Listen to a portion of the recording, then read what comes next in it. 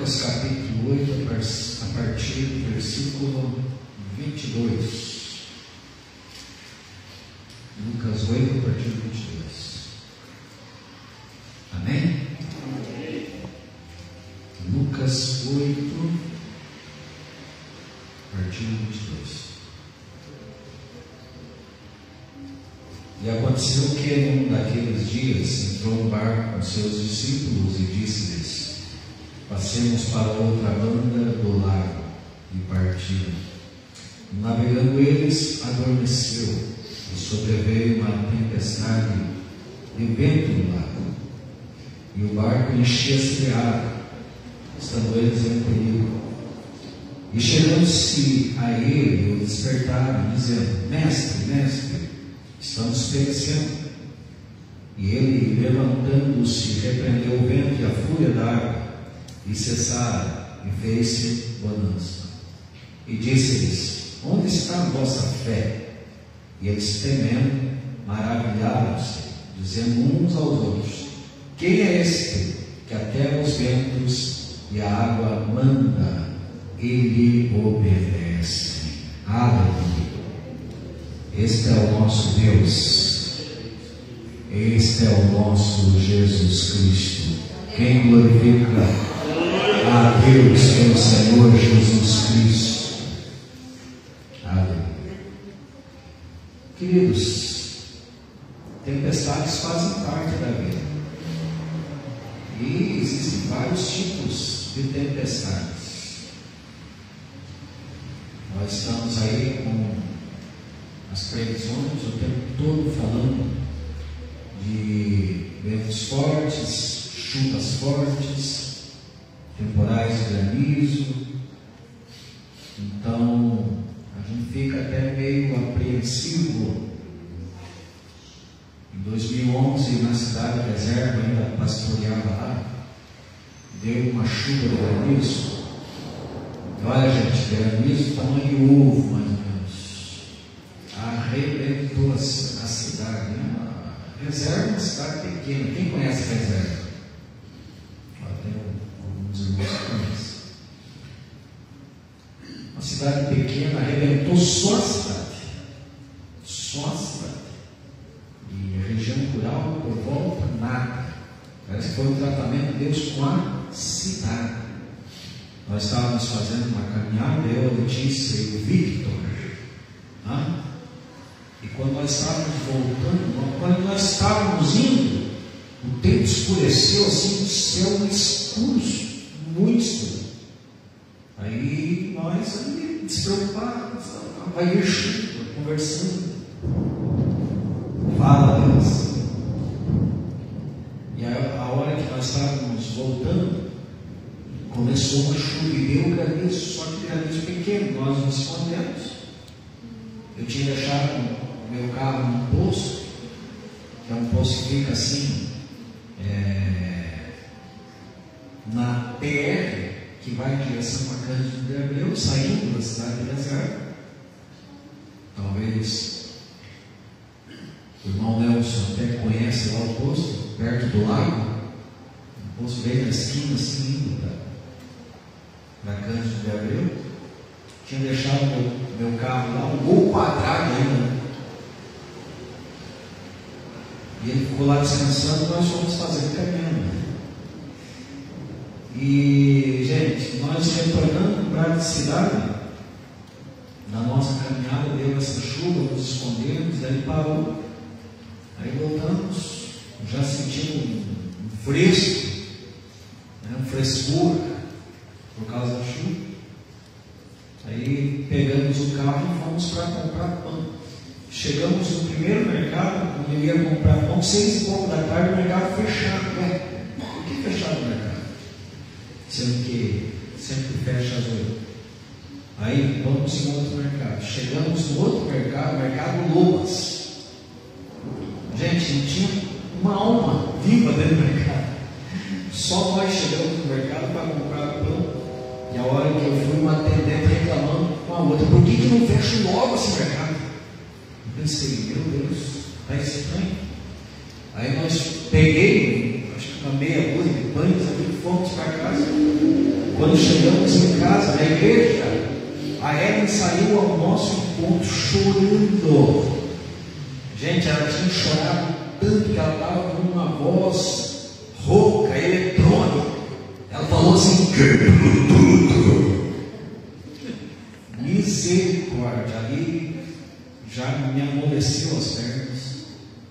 E entramos para ver os estragos. Tinha quebrado tudo: telhado da igreja, telhado da casa pastoral, telhado do escritório que tinha acabado de fazer. E aí nós não sabíamos por onde começar. Por onde começar as limpezas. E aquele nervosismo: meu Deus, será que vai vir mais chuva? Mas foi ali 2 minutos do granizo. E isso, infelizmente, acontece. E, amados, se nós não estivermos seguros em Deus em relação a essas coisas, é só Deus que pode nos proteger, nos livrar do jeito que Ele sabe fazer. Aí, queridos, foi aquele transtorno. Começamos a contabilizar os estragos, começamos a limpar, pega uma coisa aqui, outra ali, e fomos à noite, sabe, quase não tinha nenhum lugar seco para nós dormirmos. Então foi uma coisa muito complicada. E eu até fiquei nervoso por causa dos prejuízos, todo o telhado da igreja, e tive que subir para colocar lona, isso à noite, porque tive que subir no telhado, quase despenquei para baixo, quebrou uma telha comigo, de tantas quebraduras, tantos buracos que havia granídeos. Foi uma situação bem complicada, foi uma experiência assim, bem terrível. Mas enfim, Deus levantou pessoas para ajudar, pessoas voluntárias, generosas, para nos socorrer. O pastor Luqueta, na época presidente do presbitério, foi o pastor Luiz Lima lá e nos atendeu muito bem, levantou recursos para nós trocarmos toda a cobertura da igreja, os telhados. Enfim, Deus abençoou e nos recuperamos, passou o susto. No outro dia ainda fizemos aniversário da Ellen, comemos pouco, um salgadinho, tomamos um refrigerante, e a vida continuou. E Deus nos livrou, porque Ele é bom e fiel. Ele é. Mas, gente, infelizmente, quem está na chuva, como diz o ditado, é para ser molhado. Só fica nervoso, preocupado quem está vivo. Quem está no cemitério está dormindo, já está tranquilo, descansando. E quem glorifica o Senhor pela vida que tem? Você está nervoso, está preocupado agora? Não, meu Deus, porque o pior é o ateu, que não tem em quem acreditar, não é verdade? E quando começam essas previsões, quando começam essas assolações, o ateu vai confiar na sua inteligência, na sua força, nas suas posses, nas suas convicções. Não. O apóstolo Paulo falou algo maravilhoso: nós sabemos em quem nós temos crido. E se nós sabemos em quem nós temos crido, vamos esperar nele o tempo todo. Jesus, no final do Sermão do Monte, capítulo 7 de Mateus, ele falou assim: todos aqueles, pois, que ouvem estas minhas palavras e as praticam, eu considero como um homem prudente, que edificou a sua casa na rocha. E sopraram os ventos,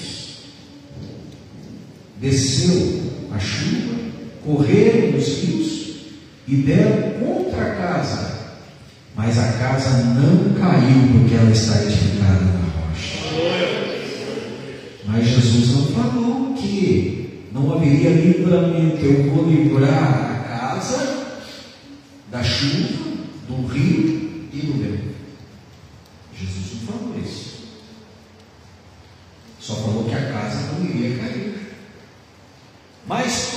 aqueles que ouvem estas minhas palavras e não as praticam, eu considero como um homem imprudente e insensato, que edifica a sua casa na areia. E aí acontece a mesma coisa. Acontece a mesma coisa, sopra os ventos, desce a chuva, correm os rios e dão contra a casa e a casa cai. Porque ela não tem fundamento, porque ela não tem alicerce, porque ela foi construída na areia. A nossa casa não vai cair, quem crê nisso? A nossa casa não vai cair. Mas vejam bem, queridos, nessa passagem aqui, Jesus e os discípulos estavam no mar da Galileia. E o que acontece no mar da Galileia? Por ser uma região, gente privilegiada para transtornos do tempo, as tempestades acontecem assim muito facilmente, de uma hora para outra. Os discípulos de Jesus não viram que o tempo estava se fechando e imprudentemente adentraram no mar da Galileia. Não, eles entraram no mar, começaram a nadar. Interessante que esses homens estavam acostumados com o mar da Galileia, pelo fato que eram pescadores. Só que talvez nunca tivessem enfrentado uma tempestade daquele tamanho. Eu estava lendo um comentário, gente, o negócio foi tenso, tipo um ciclone, ou até mesmo um grau de furacão. Porque quando se dá a tempestade muito violenta no mar da Galileia, as ondas chegam a 6 metros de altura, para vocês terem uma ideia. Imaginemos nós o que esses discípulos estavam enfrentando. E o que estava acontecendo? Jesus estava tão cansado que estava dormindo. Como que Jesus estava dormindo numa condição daquela? E nós somos homens, somos sábios, somos limitados. Muitas vezes falta fé. Muitas vezes não acreditamos que Deus proverá, que Deus vai livrar, que Deus vai suprir, que Deus vai proteger, porque nós somos homens, nós somos humanos, nós somos limitados. É perfeitamente normal sentir medo. E esses discípulos aqui ficaram encantados. Só que havia uma diferença: Jesus estava, e Jesus estava totalmente despreocupado. Estava dormindo. Eu acho interessante que 3 personagens bíblicos passaram por tempestades. O primeiro deles, Jonas. Por que o Jonas passou por uma tempestade? Porque ele foi o motivo daquela tempestade. E o pior, né, queridos? Ele entrou naquele navio em direção a Tarsis, na Espanha. Mas para onde que Deus queria que ele fosse? Para Nínive. Para Nínive. Deus tinha uma palavra para Jonas: vai para Nínive, que eu tenho um propósito para você lá. Mas ele pega a situação totalmente contrária, querendo ir para Tarsis. Desobediente ao chamado e ao propósito de Deus para a sua vida. E eles começam a navegar, de repente, uma tempestade, uma assolação. E a Bíblia diz que os pagãos ali começaram a rogar aos seus deuses, e o crentão desceu do porão e estava dormindo. Estava dormindo. E o Jonas era o motivo da tempestade. O pior de tudo é quando o crente da casa traz os problemas para casa. E isso não é difícil de acontecer, não é verdade, gente? Porque o único crente ali do navio era o Jonas. O resto, tudo pagão. E os pagãos, no buscando seus deuses, orando, clamando, suplicando, e o crente problemático dormindo. E enquanto eles não se livraram desse crente, a coisa não acabou. E por que esse crente estava causando tempestade? Porque estava sendo desobediente, em algum sentido. Por que muitas coisas acontecem nas nossas vidas? Porque, amados, talvez algo relevante está acontecendo nas nossas vidas que está causando um transtorno, uma quebra de um princípio, uma desobediência em alguma área. É preciso pedir esclarecimento para o Espírito Santo. E enquanto Jonas não foi lançado no mar, o mar não se aquietou. Mas Deus tinha um propósito para ele. Agora, gente, Paulo também atravessou por uma grande tempestade. Em Atos 27, ele tinha feito um requerimento que ele queria ir até Roma. E de fato, Deus honrou esse desejo dele para ele ir até Roma. E ele e mais 276 homens passaram por uma grande tempestade. E se deu lá um vento chamado Euroaquilão, e foram 14 dias sem ver a luz do sol. E eles começaram a jogar tudo no mar, pelo desespero, e já tinha fugido a esperança daqueles homens. De repente, o anjo do Senhor visitou Paulo na noite e falou: olha, vocês vão dar uma ida, ninguém vai morrer, né? Por causa de você. Olha a diferença entre Jonas e Paulo. E aí Paulo contou isso para aqueles homens, 276 homens. É o seguinte: comam, recobrem as forças, vocês precisam ter energia agora, porque nessa noite o anjo do Senhor, de quem eu sou e a quem eu sirvo, me visitou e falou que nenhum vai morrer. Aleluia. Agora, por causa do crente no navio, nenhum ia se perder. Se você está sendo crente da tua casa, está dentro do propósito de Deus, creia que ninguém vai perecer na tua casa.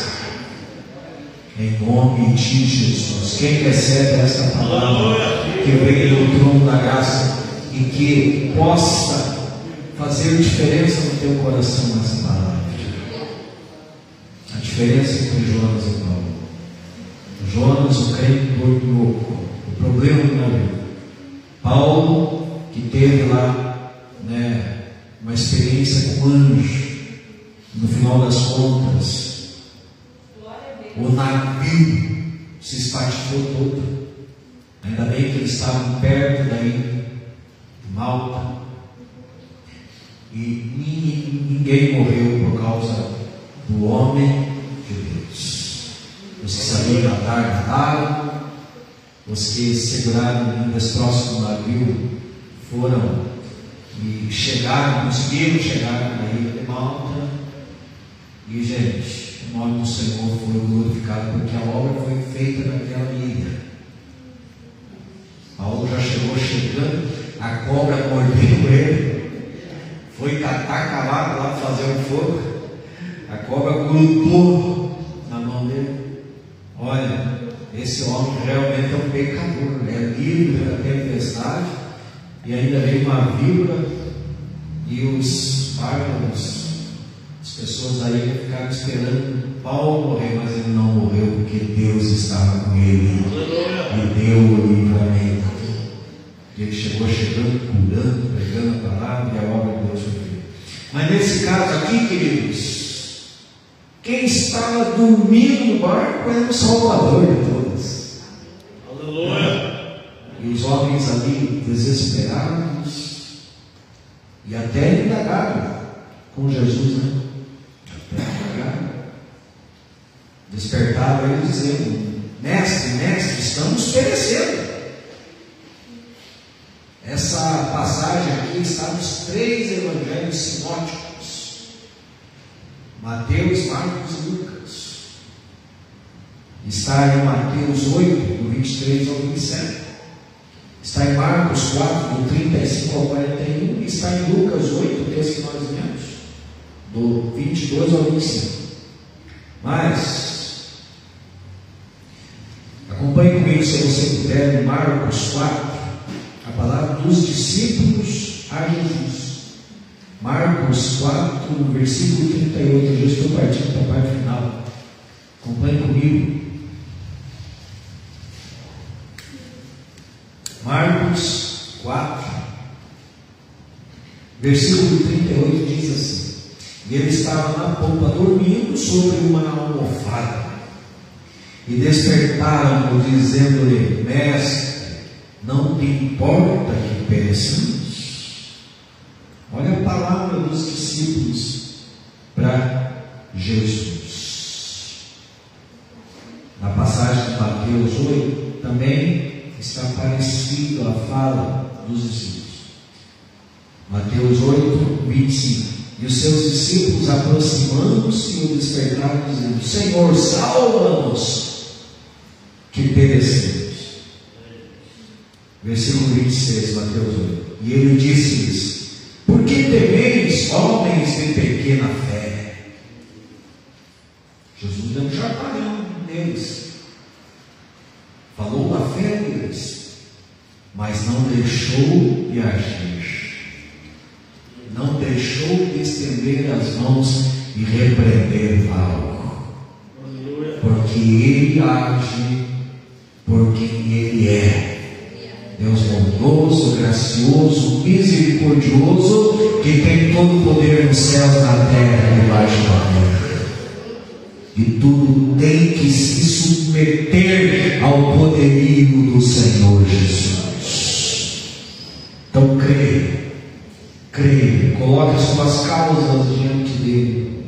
Você pode até sentir medo, mas olhe, creia, busque, espere nele, e a sua casa estará edificada na rocha. E ele pode, com apenas uma palavra do seu poder, fazer uma obra tremenda e poderosa e aniquilar com qualquer mal que assola a tua vida, no nome dele. Quem recebe essa palavra? E quem crê que Jesus pode agir em teu favor, operando, Senhor, quem impedirás? Nós sabemos em quem nós temos crido, e nós colocamos as nossas causas diante do Senhor nesta noite, em nome de Jesus. E a casa não vai cair, e